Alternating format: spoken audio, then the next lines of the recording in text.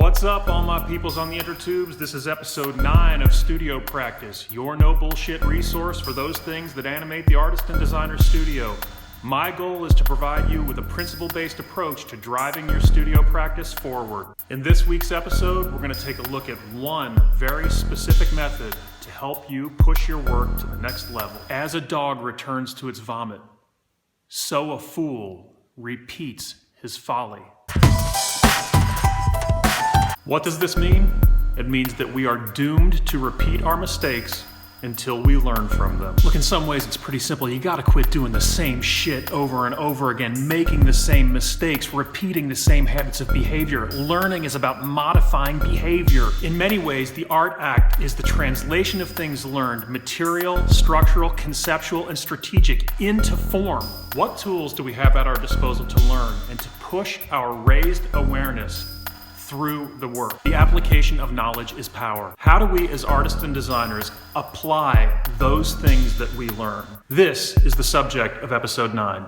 Okay, stick with me. Here's the problem. Most often, artists enter the studio and produce work from habit, and rarely is there a conscious effort to specifically break with pre-existing patterns of behavior. With habit and a lack of conscious action, work quickly stagnates and the maker reaches a developmental plateau. You just don't find artists and designers setting out with a specific, tangible plan to enact those things that they have learned. That's a mistake. If you want to be king, you gotta have a plan. Freud used the metaphor of a man riding a horse to describe the relationship between our id and our ego. The id, the dark, animal, inaccessible components of our psyche, can be a productive asset for the artist and can fuel much work.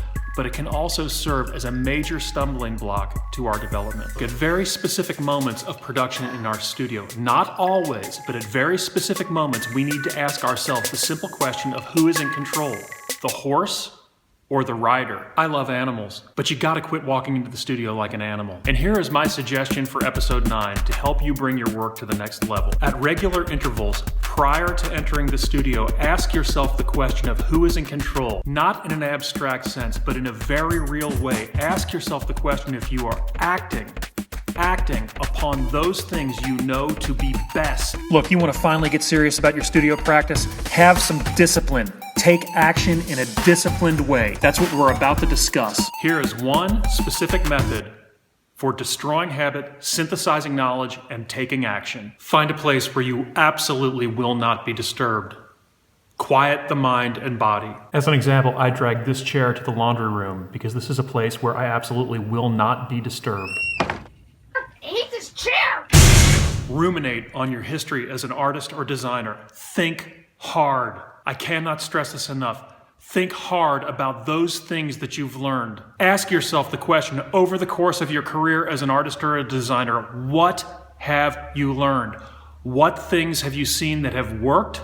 What has not worked? What do you hold to be true about artistic practice? And here is the critical component. Essentialize this knowledge, transcribe and catalog. Write them down for your private knowledge. Meditate. Essentialize these truths. Then upon entering the studio, act upon this knowledge. Leverage the power of the précis to be systematic about your understanding. What's a précis? It's female birth control. No. But I'm glad you asked. Welcome to the lesson, Précis Writing. Aisha has just received the latest edition of the teen magazine, Us.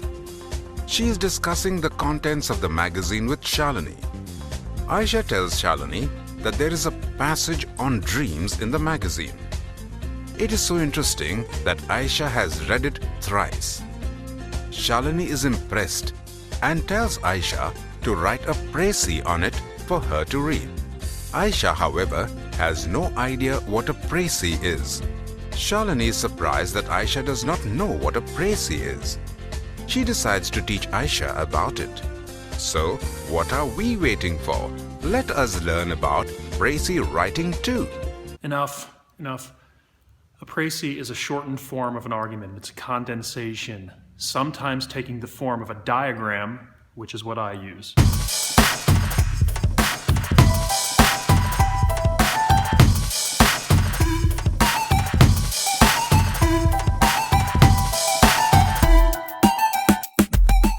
What are we looking at here? We're looking at one of my précis, one of my diagrams of an argument. This is the précis for this episode 9 of Studio Practice. What I'm not showing here is the précis that I've produced and maintained pertaining to those things that I've learned, those things that I hold to be true about artistic practice. I'm suggesting that you produce and maintain a précis, a diagram of an argument pertaining to those things that you have learned and those things that you hold to be true about artistic practice. Stop. Is this clear?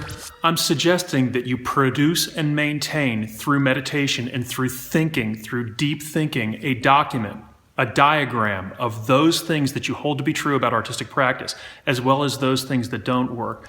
A complete and total document that you maintain over time, not a fixed document, one that grows and morphs with your understanding.